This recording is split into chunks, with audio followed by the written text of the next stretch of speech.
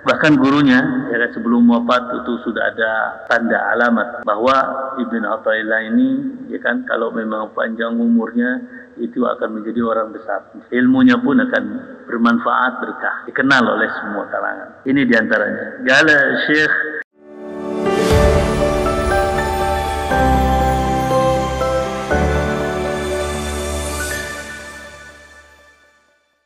syarahnya bebas, banyak sekali ya kan syarah-syarah. Insya Allah kita akan baca beberapa syarah-syarah yang ada pada kitab Hikam. Yang diantaranya ini yang kita pegang ya kan syarah Hikam Ibn Athaillah Syekh Al-Imam Abdul Majid Asy-Syurnubi. Ini istilahnya syarah yang singkat tapi padat. Nah beliau itu mutakhirin ya, wafat tahun ya kan 1348 mutakhirin. Jadi tentunya sebelum mengarang kitab ya kan Hikam ini, syarah Hikam ini, beliau sudah membaca dari beberapa referensi-referensi kitab-kitab Hikam, syarah-syarah Hikam yang mutaqaddimin. Ya, setelah itu beliau ambil kesimpulan, ambil istilahnya ringkasan daripada syarah-syarah yang ulama-ulama mutaqaddimin. Jadi beliau tuangkan. Ini singkat tapi kandungannya ya kan padat, ya kan bisa mencakup pada syarah-syarah yang namanya yang terdahulu. Dan untuk syarah yang terdahulu banyak sekali. Jadi antaranya ya ini syarahnya Syekh Ali Baros. Syekh Ali bin Abdullah Baros. Yang kita suka pakai hati.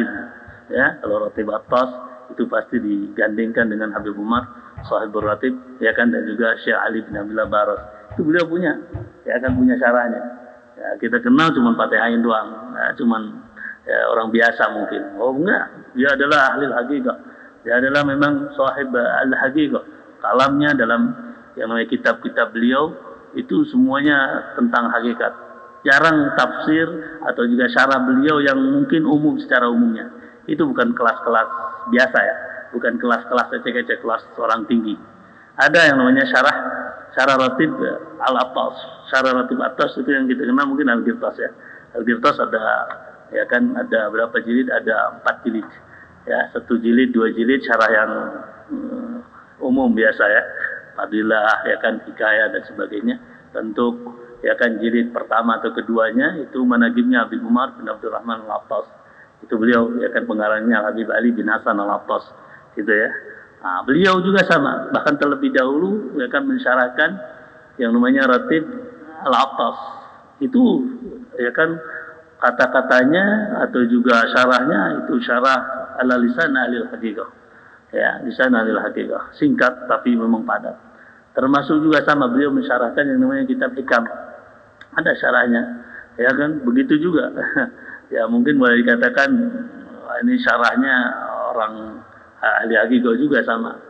Ya, cuman ya, untuk orang-orang khusus saja yang bisa membacanya. Nah, untuk yang lainnya, untuk yang kalangan syarah Hikam yang memang sedang dan juga memang banyak ininya. Ada ya kan, apa namanya, kitab Ighathul Himam.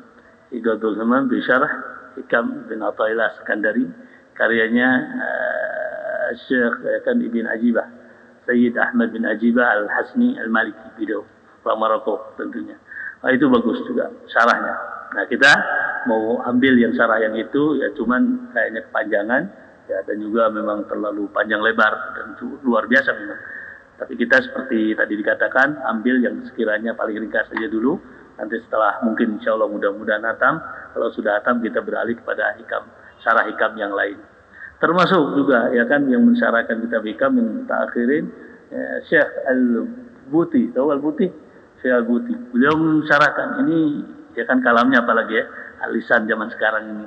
Itu beliau mengarang 5 jilid, paling tebal. Jadi beliau seolah-olah darah saja begitu, seolah-olah ngobrol. Jadi ditulis saja apa aja yang ada sangkut paut dengan Hikam, cerita dan sebagainya. Sampai 5 jilid. 5 jilid besar-besar ya, Imam Buti. Ya, mutakhirin ya, beliau yang wafatnya di bom gitu ya. Syahid ini insyaallah syahid beliau, masyaallah.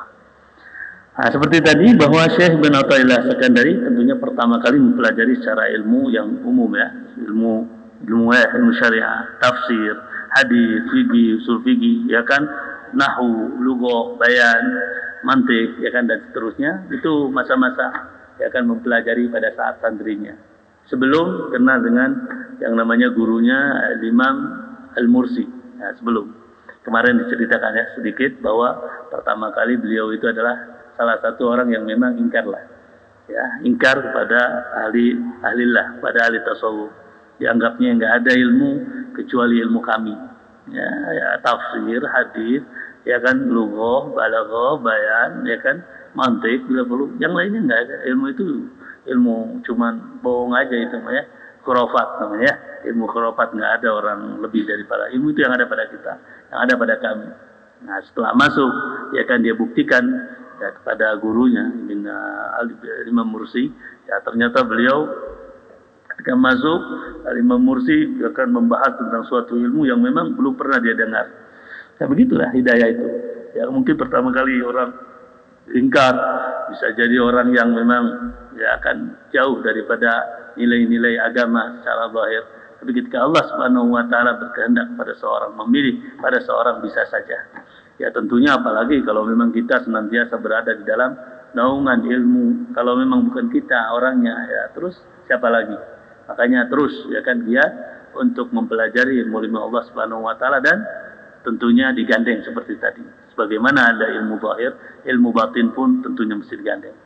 Nah, setelah selesai beliau ya kan fase pertama ya kan menuntut ilmu secara zahir, barulah ada yang namanya tahapan kedua. Setelah kenal dengan gurunya Al-Imam Abul Abbas Al-Mursi, sahib Abul Abbas Al-Mursi, tasawwuf ala tariqah Asy-Syadzili. Tariqahnya Syadzili. Jadi memang di sana ya kan di Mesir ya secara ininya, beliau adalah orang Mesir memang. Itu tariqahnya Syadziliyah. Beliau Imam bin Athaillah Sekandari punya guru Abul Abbas Al-Mursi. Abul Abbas Al-Mursi beliau punya guru Abul Hasan Asy-Syadzili. Nah, itulah dari mulai Abul Abbas sambung lagi dengan yang namanya Ibn Athaillah sampai menyebar luas dia kan pendidikan atau juga tarbiyah di dalam tariqah Syadziliyah itu.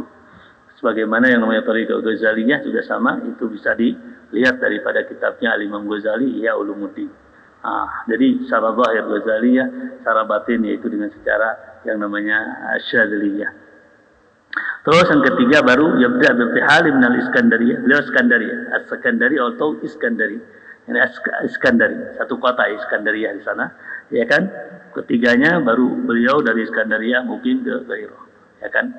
Pindah ya kan dari tempat kelahiran Sakandari yakni Iskandariyah kemana ke Kairo. Yantahi ada Taur Kufat ibn Athaillah sanad ya kan 709. Beliau wafat tahun 709. Sudah sekarang sudah 1440 berapa? 45 ya. Nah, ini sudah hampir 700 lebih. Ada tahun nuzulnya waktu malim dan nahiyatain al-fiqhiyah wa tasawufiyah. Dari sinilah beliau ya kan sudah istilahnya menimba ilmu dengan secara zahir dari mazhabnya beliau Malikiyah. Secara zahir sudah selesai, bahkan sudah ya kan sebelum pun beliau masuk kepada tariqah Syadziliyah atau tariqah tasawuf, beliau memang sudah mengajarkan ilmu-ilmu fikih. Ya sudah mengajar, sudah orang besar, sudah orang ahli zahir tentunya di dalam mazhabnya. Ashabul wujuh. Nah, setelah itu masuklah kepada tahapan yang namanya tasawuf yang berguru kepada Ibn Abul Abbas, yang berguru juga sama ya. Pada saat itu pun Abul Hasan Asy-Syadzili masih hidup juga, ya kan, sehingga bisa menimba ilmu dari kedua guru itu. Tapi yang menjadi patokan terakhir tentunya Abul Abbas. Nah, keburu wafat Abul Hasan Asy-Syadzili, ya kan. Nah, baru berlanjut masih sampai 12 tahun kurang lebih dengan gurunya Abul Abbas Al-Mursi. Di antara guru-guru beliau setelah kita kenali ya secara global ya tentunya bagaimana masa mudanya jadi menimba ilmu ya kan secara zahir, kenal dengan gurunya, masuklah kepada tariqah yang namanya tariqah ya kan Asy-Syadziliyah, berguru kepada yang namanya Al-Imam Abul Abbas Al-Mursi. قال كانت مدينة الإسكندرية في عصر ابن عطاء الله مركزا هاما من المراكز العلمية في مصر. كان فيها الكثير من خيرة العلماء في الفقه والتفسير والحديث. Begitu. Jadi ketika beliau ya kan masa mudanya tentunya di kampung halamannya di Iskandaria, tentunya pada waktu itu banyak para ulama-ulama dari segala bidang ilmu, baik tafsirnya, hadisnya, dan juga fikihnya. Sa'irul ulum ad-diniyah wal arabiyyah. Naam, Ya, di antara gurunya ya kan, secara zahir tentunya Al-Faqih Nasiruddin Al-Munayyir, ya, yang wafat katanya tahun 683.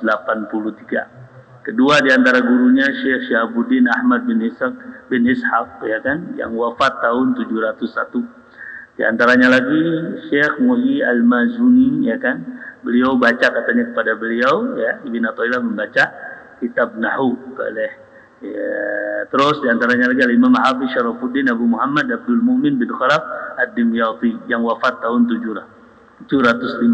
Di antaranya lagi Syekh Muhammad bin Mahmud Al-Ma'ruf Al-Asbahani, ya kan. Terus ya kan di antara gurunya Syekh Abdul Abbas Al-Mursi. Siapa nama beliau? Ahmad bin Umar. Ini Abdul Abbas ini ya kan sebagai kunyah biasa namanya Ahmad Abdul Abbas. Terus Al-Mursi ya memang beliau dari sono ya, dari Mursiah. Ya kan, dari Mursiah yang hijrah ke Mesir, dari Mursiah sono Maghribi. Namanya Ahmad bin Umar Al-Maliki Salih Al-Mashhur Al-Lamas Zamani fil Ulum Islamiyah. Lazama bin Athaillah 12 aman.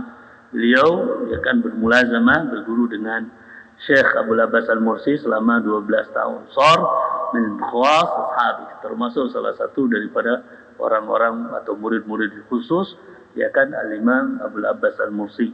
Wafat ini Abdul Abbas Al-Mursi tahun 686 wafatnya. Syekh bin Athaillah wafat tadi tahun berapa? 700, nah 709. Jadi ya kurang lebih semacam itu.